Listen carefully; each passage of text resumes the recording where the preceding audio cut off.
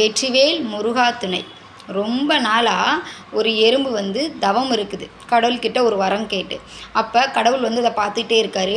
இந்த எறும்பு வந்து இவ்வளோ நாளாக தவம் இருக்குதே, ஒரு வரம் தானே கேட்குது அப்படின்னு சொல்லி மனம் இறங்கி அதுக்கு ஒரு வரம் கொடுக்கணும் அப்படின்னு சொல்லி, உனக்கு என்ன வரம் வேணும் அப்படின்னு சொல்லி எறும்பை பார்த்து கேட்குறாரு.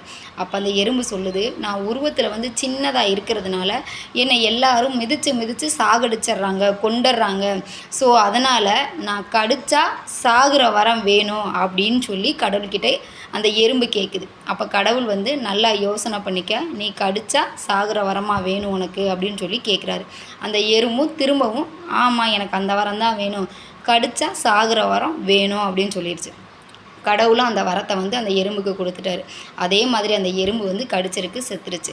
அதாவது என்ன அப்படின்னா, கடிச்சா சாகிற வரம் தான் கடவுள்கிட்ட வந்து அந்த எறும்பு கேட்டுச்சே ஒழிய, அதாவது நான் கடிக்கிற ஆள் வந்து சாகணும் அப்படின்னு வந்து அது கேட்கல. கடிச்சா சாகிற வரம் தானே எறும்பு கேட்டுச்சு, அதே மாதிரி அது கடிச்சிருக்கு. ஒருத்தர் கையால் அப்படி நசுக்கி அது செத்துருச்சு. ஸோ என்றைக்குமே ஒருத்தருக்கு நம்ம ஒரு விஷயத்தை பேசுகிறோம் அப்படின்னாலும் எதையுமே தெளிவாக பேச கற்றுக்கணுங்க, தெளிவாக கேட்கணும். அதுதான் இந்த பதிவோட ஒரு சின்ன விளக்கங்க. உண்மைதானங்க?